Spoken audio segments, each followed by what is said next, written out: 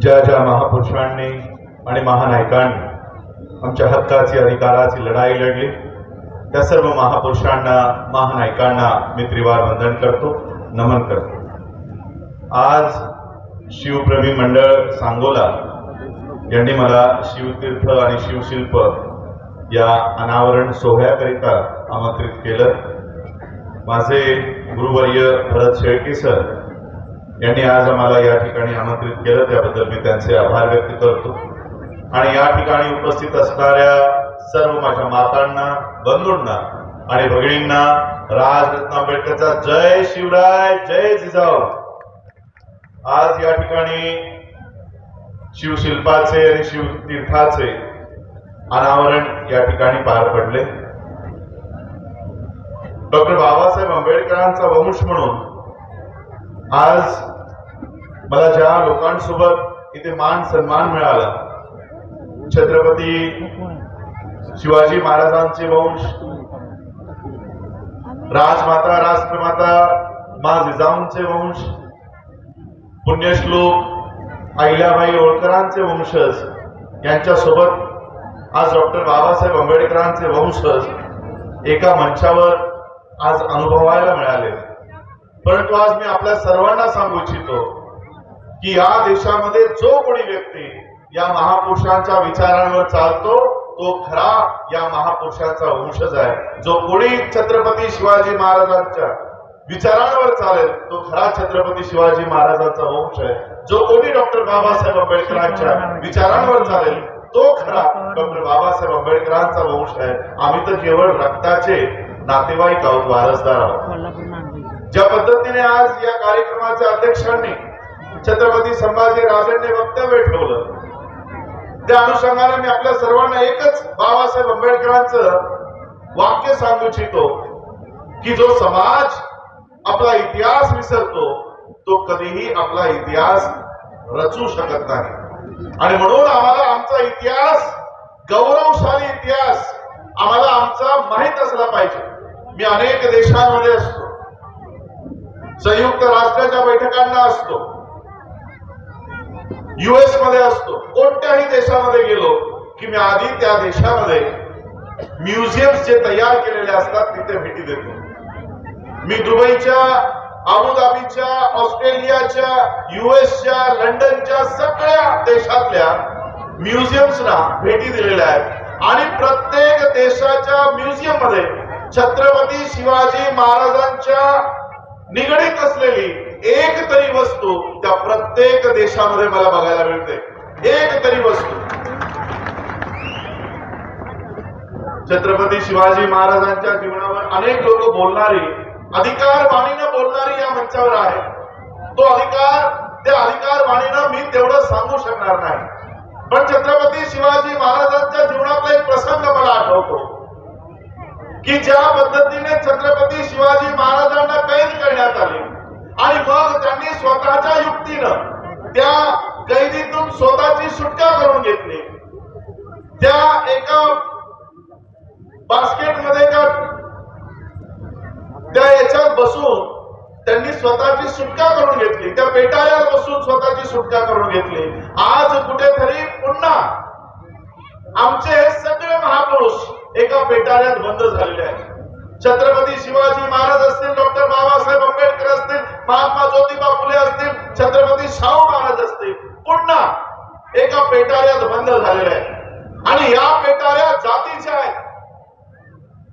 हे आमचे महापुरुष जर आज जिवंत असते तर तुम्हाला आणि आम्हाला या महापुरुषांना सोडवण्याची गरज लागली नसती, पण हे महापुरुष आज जिवंत नाही, ही यांची अडचण आहे। आणि म्हणून या जातीच्या पेटाळ्यांमधनं आम्हाला आमच्या महापुरुषांना सोडवावं लागणार आणि ती सुरुवात सांगोल्यानं करून दाखवलेली आहे। आज असं मला या ठिकाणी भास होतोय की ज्या पद्धतीने डॉक्टर बाबासाहेब आंबेडकरांचा वंश, तुम्हाला बाबासाहेब आंबेडकरांच्या वंशाला छत्रपती शिवाजी महाराजांच्या अनावरणासाठी, या शिल्पासाठी आमंत्रित करावं असं वाटलं। मला वाटतं त्या जातीचा पेटाऱ्या ताडकन फुटतील आणि पुन्हा छत्रपती शिवाजी महाराजांचा रयतेचं राज्य या देशामध्ये कायम होईल। छत्रपती शिवाजी महाराजांनी या देशात जितक्याही लढाया लढल्या त्या रयतेचं राज्य स्थापन करण्यासाठी लढल्या. रयत या शब्दाचा अर्थ होतो जनता आणि जनता म्हणजेच प्रजा. डॉक्टर बाबासाहेब आंबेडकरांनी या देशाला संविधान निर्माण करून दिला. तो संविधान 26 जानेवारी 1950 ला लागू झाला. त्या दिवसाला म्हणतो प्रजातंत्र दिवस, प्रजासत्ता दिवस.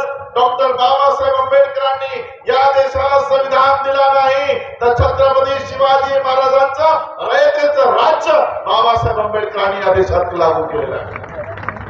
बाबासाहेब आंबेडकरांनी, मला आजही आठवतं, या मंचावर येत असताना मला बाबासाहेब आंबेडकरांचा एक प्रसंग आठवत होता. ज्यावेळी 20 मार्च 1927 ला बाबासाहेब आंबेडकरांनी महाडच्या चौदार तळ्यावर पाणी पिण्यासाठी आंदोलन केलं, त्या आंदोलनानंतर बाबासाहेब आंबेडकरांनी रायगडावर जाऊन छत्रपती शिवाजी महाराजांना बाबासाहेब नतमस्तक झाले आणि या महाराष्ट्रामध्ये पहिल्यांदा जय शिवाजी जय भवानी ही घोषणा डॉक्टर बाबासाहेब आंबेडकरांनी त्या काळात दिलेली आहे. आजही मी बाबासाहेब आंबेडकरांच्या विषयावर ज्यावेळेस मी पीएचडी करायला घेतली, सुरुवातीचे बाबासाहेबांचे 1920, 21, 22, 23 चे जितकेही पत्र आहेत, पत्राला सुरुवात जय शिवाजी आणि जय भवानीने डॉक्टर बाबासाहेब आंबेडकर करत होते. परंतु पुढे कालांतरानं बाबासाहेब आंबेडकर दलितांचे नेते होऊन राहिले. या देशातल्या ब्राह्मणी व्यवस्थेने बाबासाहेबांवर थप्पा मारून दिला की बाबासाहेब दलितांचे कैवारी आहेत, बाबासाहेब दलितांचे नेते आहेत. असं करत करत आमच्या महापुरुषांना यांनी जातीमध्ये कुठेतरी कैद केलं आणि म्हणून आज पुन्हा आम्हाला या जातीच्या पेटाऱ्या उखडून तोडून मोडून फेकून दिले पाहिजेत आणि छत्रपती शिवाजी महाराजांचं रयतेचं राज्य, बाबासाहेब आंबेडकरांनी दिलेलं संविधानाचं राज्य पुन्हा या देशामध्ये आम्हाला उभं करायचंय. आज जी खंत या ठिकाणावर व्यक्त केली, बघा, एकीकडे ही ब्राह्मणवादी सरकार आमच्या महापुरुषांना विसरण्यासाठी या देशातल्या लोकांना भाग पाडतंय. शालेय पाठ्यपुस्तकातून छत्रपती शिवाजी महाराजांचा धडा गायब केला जातो. शालेय पाठ्यपुस्तकातून बाबासाहेब आंबेडकरांना गायब केलं जातं. महात्मा फुले, शाहू महाराज कुणालाही शिकवलं जात नाही. या देशाची ब्राह्मणी व्यवस्था आमच्या महापुरुषांना विसर पाडण्यासाठी अहोरात्र काम करते. पण या देशाची जनता आमच्या महापुरुषांना विसरू देत नाही आणि म्हणून या लोकांना, या आमच्या महापुरुषांच्या स्मारकाबद्दल मला वाटतं त्याबद्दल ज्यांना वावडं असेल आणि म्हणून आमच्या महापुरुषांची स्मारक कुणी कधीही मागणी न केली, कुणी कधी मागणी केली नाही. सरदार पटेलांचा पुतळा उभा राहतो, मागणी करून छत्रपती शिवाजी महाराजांचा, बाबासाहेब आंबेडकरांचं स्मारक मागच्या 4 वर्षापासून, 10 वर्षापासून, 20 वर्षापासून अजूनही पेंडिंग आहे. आणि म्हणून या महाराष्ट्रात मी मागणी करीन, कारण मंचावर या देशाचे पॉलिसी मेकर्स बसलेले आहेत.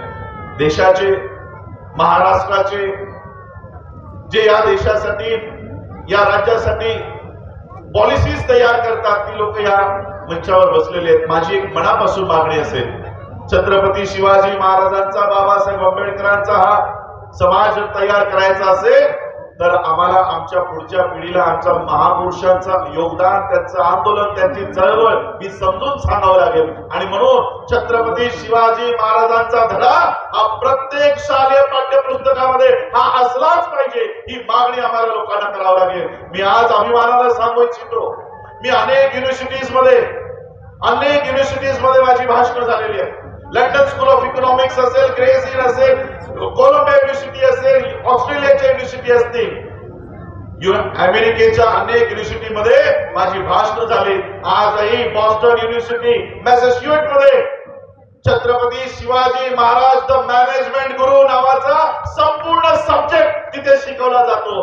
अरे, संयुक्त राष्ट्र छत्रपती शिवाजी महाराजांना त्यांच्या देशात शिकवतोय, मग भारतामध्ये छत्रपती शिवाजी महाराजांसाठी स्वतंत्र हा सब्जेक्ट का असू नये, याकरिता आमच्या या राज्यकर्त्यांनी लक्ष द्यावं आणि छत्रपती शिवाजी महाराजांचं आंदोलन येणाऱ्या भावी पिढीला शिकवावं आणि हा छत्रपती शिवाजी महाराज प्रत्येक घराघरामध्ये तयार व्हावा, हेच छत्रपती शिवाजी महाराजांना खरं अभिवादन असेल. एवढंच मी सांगतो आणि थांबतो. आपण सगळ्यांनी मला ऐकलं त्याबद्दल सगळ्यांचे आभार, धन्यवाद.